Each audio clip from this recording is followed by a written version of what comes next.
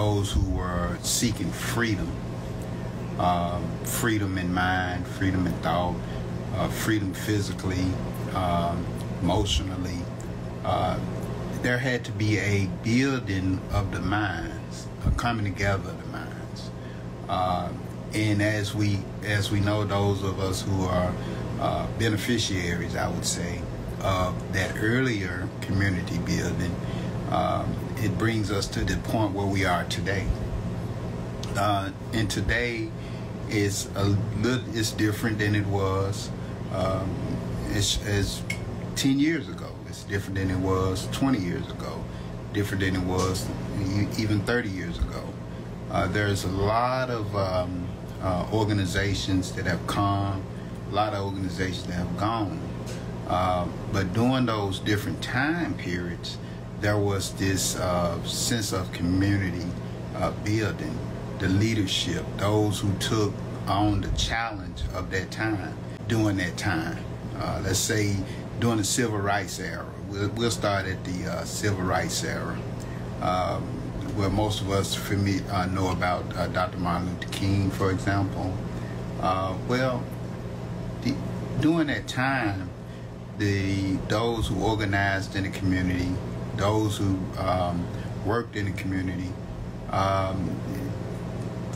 as far as them becoming well off or rich, so to speak, or what have you, that wasn't the idea. But today, let's look at today. We'll fast forward to today. Those efforts to build community, you can actually financially, it can be done today. The resources are more available. Information is more attainable, as it was back, even let's say 30 years ago, when the internet was actually just getting started. I can recall going to college, and during that time, the internet was really just becoming, getting going. But I think back in like 1991, I guess who they called, the one that they say is the father of the World Wide Web, Barnes-Lee. As this technology was being developed, I was actually myself a student, going, doing my associate degree in a business, as well as a paralegal degree. So when we was doing our research back in that day, it was going to the library. How quick you can disseminate information. There has to be a planning process involved. To today, I do work in the community. I work with the youth in the building process. We invest in housing. Work with other groups that also invest in building commercial properties.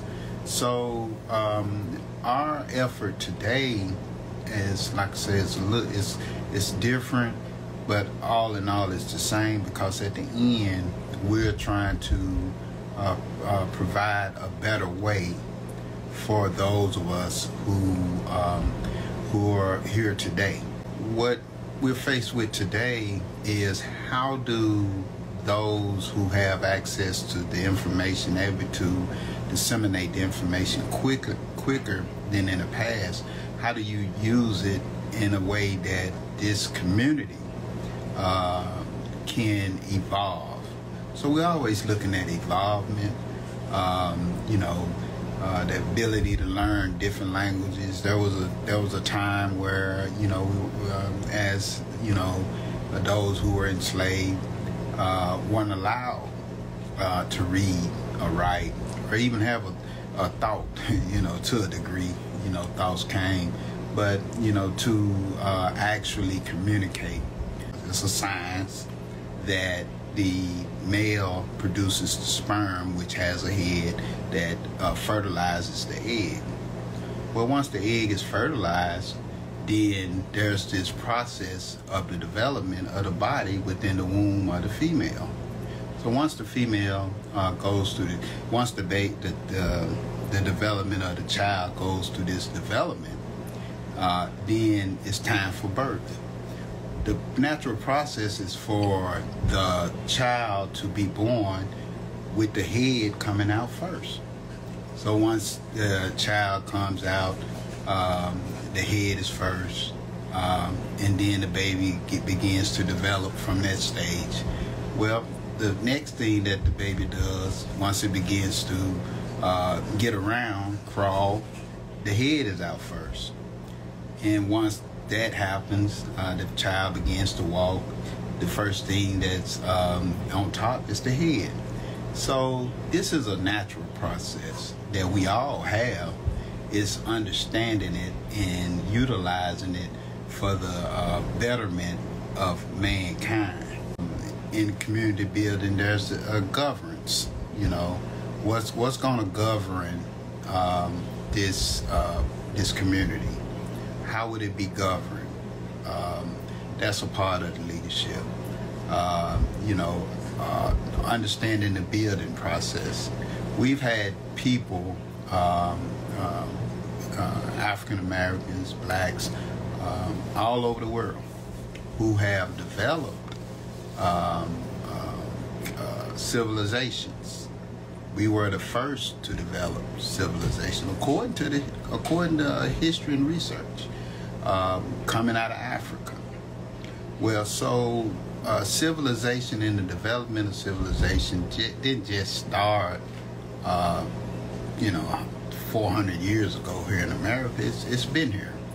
And when you do your research, when you study even the thing of language, when you study the thing of calculations, there were those building communities, you know, thousands of years ago, who understood geometry, algebra, calculus, what was used as the first means of calculations. It was our actual physical selves. You know, we could just look at our own faculties, and we could say the number system.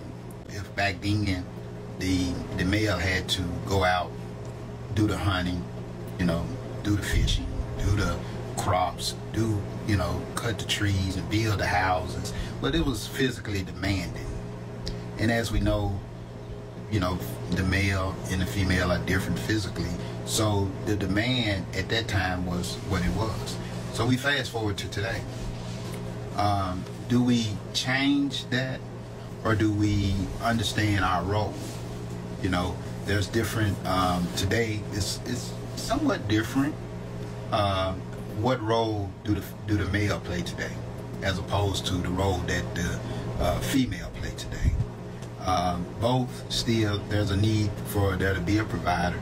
There's a need for there to be a, you know, a caretaker. You know, how does these things work today? And that seems to be a struggle for those who really don't know, or who hadn't, you know, taken the time out to understand the history of how mankind developed. England.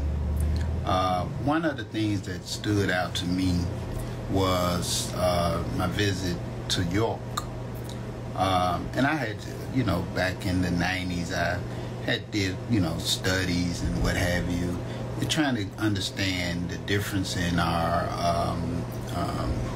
what developed, you know, in religion, so to speak. So I got a chance to see one of the statues that kind of like, I was like, wow.